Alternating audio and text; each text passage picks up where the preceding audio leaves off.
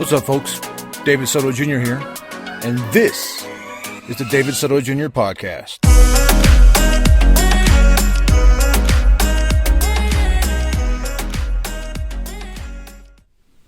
What's up, folks? Welcome to episode 59 of the David Soto Jr. podcast. I am your host, David Soto Jr. Today, something that's kind of been on my mind for a while, and then last night or the past few weeks, last night especially, and I talked to you know who. If you don't know, I refer to my beautiful wife as you know who for some real reasons that we'll go into eventually. But it was what I referred to her as all those years that we were apart, because I didn't want to say her name. Now I just use it as a jokingly, like I've called her you know who for so long. She's you know who on my phone, and I've just kind of it's made it like a character. So you know who is my wife. Her name is Trisha, and Trisha Soto. So, but I'm not saying her name for any other reason than it's kind of like an ongoing joke now. Anyways, you know who and I talked last night about some stuff after watching The Handmaid's Tale, the most recent episode, and I started to notice this similarities with The Handmaid's Tale and immigration and what's going on with immigration in the United States. I started to notice this last season, and I put out like a tweet or a comment on it on Facebook, where The Handmaid's Tale was so good that the whole United States, it seemed like, watched it and cheered on the woman, I forget her name, not June, the main character, but what June did was give her daughter to someone she trusts. I believe her name was Emily, and she gave her daughter to Emily and said, "Go, take her, be free, get my daughter out of here."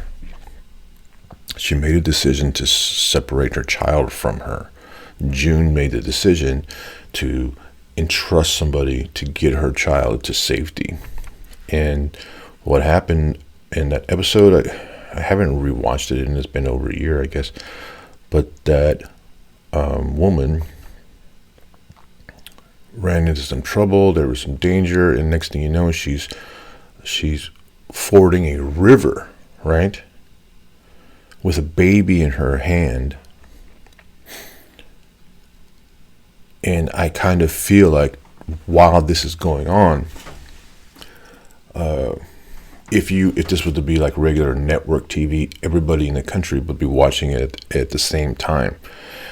But I had that feeling that, even though you know who and I was randomly watching it at whatever time we came across it, on whatever day it was, we weren't watching it as it's not like a Who Shot JR moment, right? Where the whole country watched that episode at the same time. But it kind of felt like that. It kind of felt like everybody was watching this episode at the same time, and they were all cheering for this woman. They were all cheering for this woman to get across that river into a safe country with a baby, with a child who's not her child, but with a child whose mother entrusted her with. And it kind of felt like everybody was cheering, yay. And then she made it, and she got across, and she said that she was a U.S. citizen and she was seeking asylum. And everybody's like, yay, yay, yay for this woman. She brought this child into this country, and now she's all safe. This is great. But if you don't, and so my mind goes to, This happens every day. And as a country in the United States, we don't cheer these people on.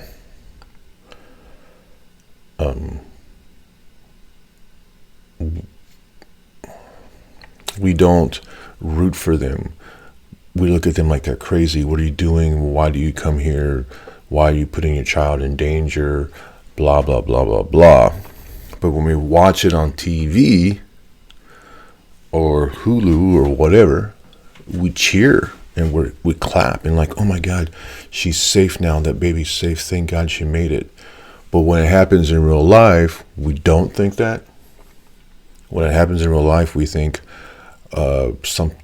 like, go back to your own country. Why are you doing? Like I already said this. Okay, my point is that what is the difference? Is the difference because this woman on TV is white? Had she been an indigenous looking person, right? Had she been brown, would everybody be cheering and hoping that she makes it across to a country where she and this child feel safe? Or would they send her away? Would they put a bunch of rules in place so that she could not come into the country? So this is what I think about. This is what I thought about when that episode aired over a year ago, or however long ago that was. I'm trying to drink my coffee quietly. And I kind of started getting that feeling again in most recent episodes. And then last night, it really hit me. And sometimes I have thoughts, I don't formulate them, or they take a while for me to vocalize. But everything that you see on Handmaid's Tale right now, that you think is horrendous, and then you think relief when they get to Canada and they reach safety. Like if you take that border and move it down one country, that's what's happening in the United States and Mexico. But on this border down here, don't come into our country. We don't want you. We know.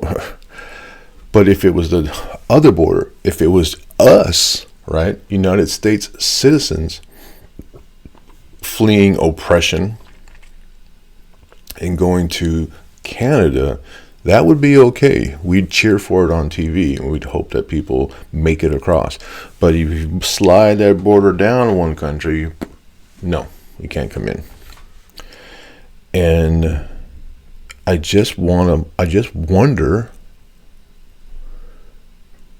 is it because the people's skin color? Is it because the people don't speak English well? In most cases, let's admit that they're speaking Spanish.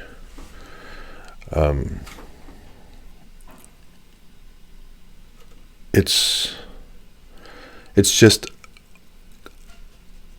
a little frustrating to see something being portrayed on TV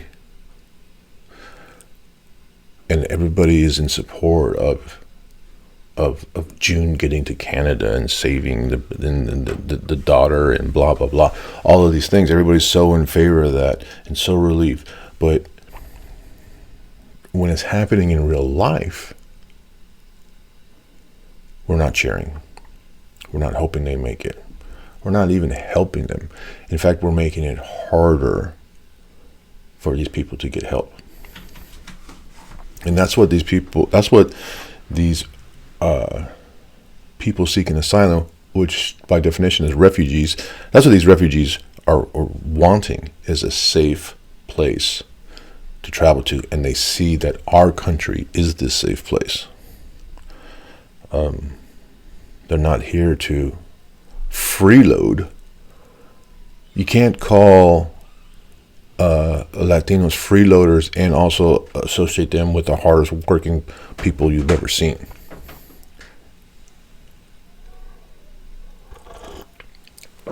Uh-oh, I hear baby. I hear baby. And that's the thing. People will, as soon as they work with, let's just say, as soon as people work with Latinos, they're like, man, these guys work hard, or they work hard. I say these guys because mostly I'm talking about people who work in the trades and hire roofers or other tradesmen, albañiles, right? Man, these guys work hard. In my life, I've seen people, because I'm Mexican American, I've seen people that say, hey, I actually work with some Mexicans, and man, they work hard, right? It's not, I'm not making this up. It's not something that is a hidden fact. Everybody knows that Latinos worked hard, that they're hard-ass workers and they get shit done. And also they do jobs that us as United States citizens don't want to do. They'll do it. Well, you want to pay them $8 an hour? They'll do it because it's more money than they can make in their own country, and they can live cheaply and send money home to their children so they can buy groceries. I don't have very good notes today, so if I get off track, I apologize. But this is something that I just keep thinking about and it's on my mind. And I don't know if I have a point. My point I was trying to make is you cannot say that Latinos are hardworking and then turn around and say that they're freeloaders. Pick one. You can't say both. You can't say that they're one or the other. And what's happening is these people want to work.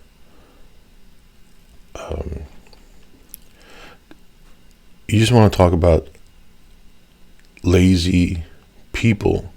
They exist. It doesn't matter. They're not coming.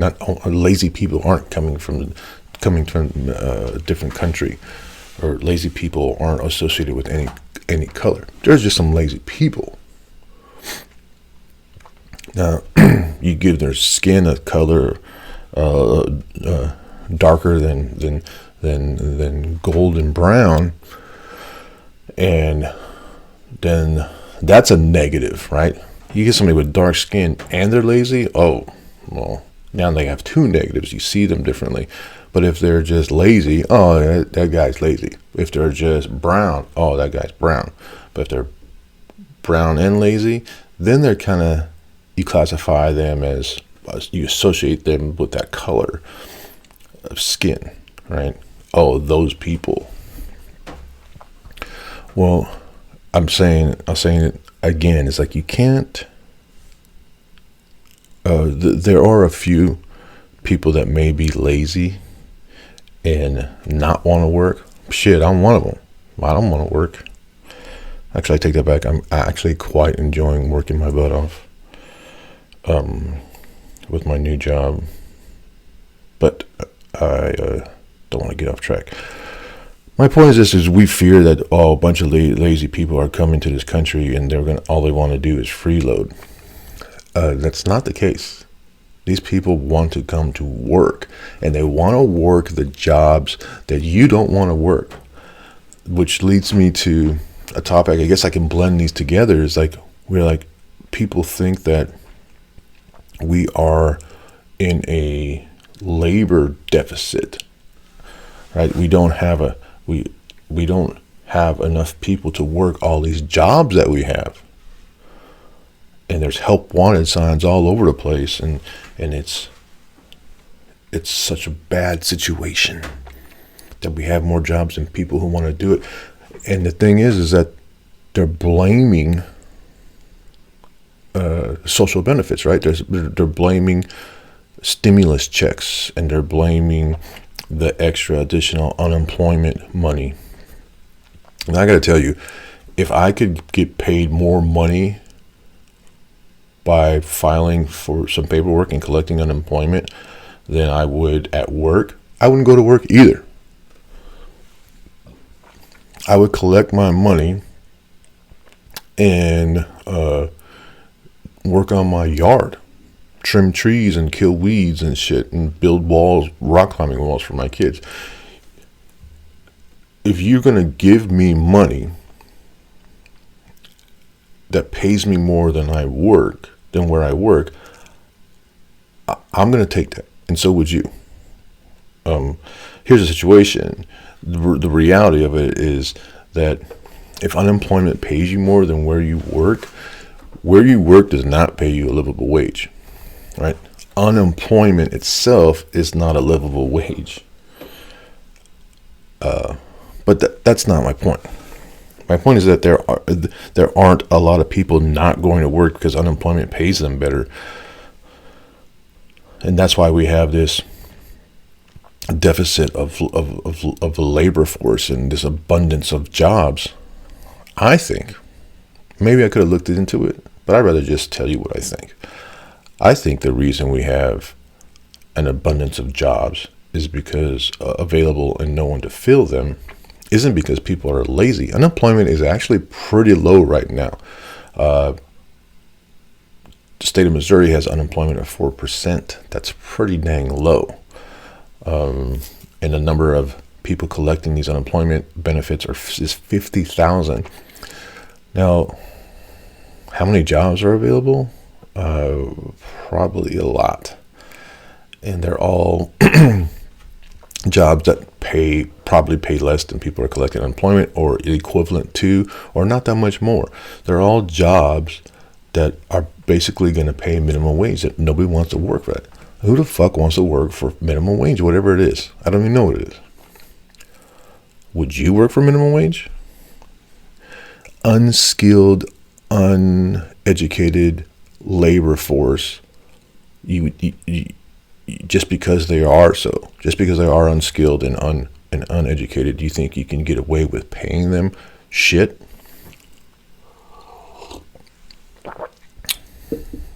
We're talking other Americans, United States citizens, don't want to go to work for shit pay. Can you blame them? Now, you know who will take those jobs?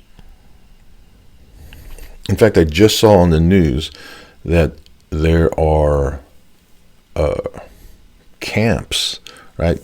So apparently these summer camps make the most of their money during the summer, and they need the temporary labor force to come in and work so that they can run their camps, make enough money to sustain themselves for the rest of the year and stay in business until next summer. These camps are low on labor, and they can't get the jobs filled because of immigration. Typically, they have people from other countries come in on work visas and come in and work during the summer. But because of the immigration laws have changed, especially because of COVID, which was an opportunity to make the immigration laws harder and tougher and to close down our borders, disguised as for the safety of our country. But what that had an impact on is even the nice white immigrants with money can't even come in and work for the summer. And I think that's probably what's going on with our labor force now, is that these hundreds of thousands of people that come to the country to work aren't being allowed in. And there's our labor force. Right? Who's going to pick your lettuce? if we don't let these people into the country, who's going to pick your lettuce? Who's going to pick your carrots? Which, by the way, agriculture has no labor laws. Did you know that? And so they can pay whatever they want to pay. They can hire whoever they want to hire. There's no rules for agriculture. That's why a lot of Latinos end up working there in the fields. And because no labor laws, there's no child restrictions, so children can work there picking. And a lot of children do, and a lot of children spend their summers working in the fields to help support their family. But I guess my point is, and that's why I like talking out loud about stuff like this, is we have a labor force issue. Is it a coincidence that we've also closed off our borders and that all these jobs are available and it's hurting? There's help wanted signs by the way, there's help wanted signs in every store front. A few years ago when I lived out of my van and I spent a lot of time in Boulder, Colorado had so much job vacancies in all of these businesses, and there wasn't enough labor for it. The reason why there wasn't enough labor because people couldn't afford to live there. So it really says a lot. Like, you take all these unskilled jobs that anyone can do and don't pay very much, that nobody wants to do them, and then you question why there's availability, why they don't get filled, especially in a place where it's hard to afford to live there. So Boulder was so unaffordable. Rent, it was ridiculous. Everything, cost of living was way high, that there's no way that somebody could live in Boulder and work a job as a busser or as a dishwasher or as even a cashier, a waitress. I did not see people who worked in Boulder and also lived in Boulder. And if they did, they lived in a 2-bedroom apartment with 4 people, mind you. There were people sharing rooms. And when I observed this, it made me think of Latinx people coming to work in this country. And the joke is like, oh my God, there's 100 of them living in one house, blah, blah, blah. This was happening to white people in Boulder, Colorado. That's the same thing. They're living cheaply so that they can, in this case, so that they can be someplace where they can rock climb and ski or live someplace beautiful. Whereas the Latino immigrants come to this country and live cheaply and live to tend to a house or whatever the case is, so that not because of the great views and the mountain air, but because they can make more money and send home to their families. I got off. My point was that there's a labor shortage has been in the United States, and now that it's spread, like the labor shortage was there in tiny sectors, and now that's spread throughout the entire country. Is it coincidentally have anything to do with our borders being shut down and all these people who come to work aren't being let into the country? Anyways, I wanted to keep this. I honestly thought I didn't have enough information to talk, and here I am over my 20-minute limit, which I like 20 minutes episodes, but I just have a hard time the past couple times keeping them down to 20 minutes. And here I am at 24, 25 minutes. So I want to thank you for tuning in, listening to, give me a reason to broadcast and talk about things. I am distracted. I have really bad ADD, and so I'm distracted with my monitor, and I can't seem to get back to where I was.